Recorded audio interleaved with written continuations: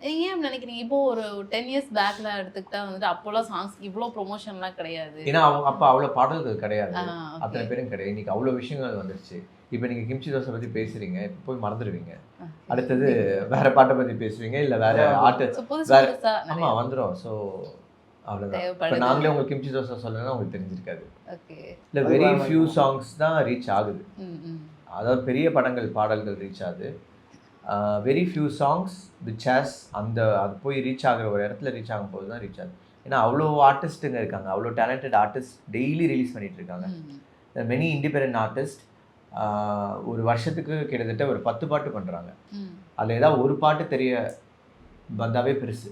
ம். ஆனால் 10 பாட்டுமே தெரியாமல் இருக்கிற நிறைய இண்டிபெண்டன்ட் ஆர்டிஸ்ட்டுங்க இருக்காங்க. எவ்வளோதான் அவங்களும் பண்ண முடியும். ம். ஸோ அந்த மாதிரி எல்லா பாட்டுமே ரீச் ஆகுறது கிடையாது. அதுக்கு உண்டான space and time is very less. ஏன்னா மாறிக்கிட்டே இருக்கு. ஸோ அதனால் பண்ணிகிட்டே இருக்கணும்.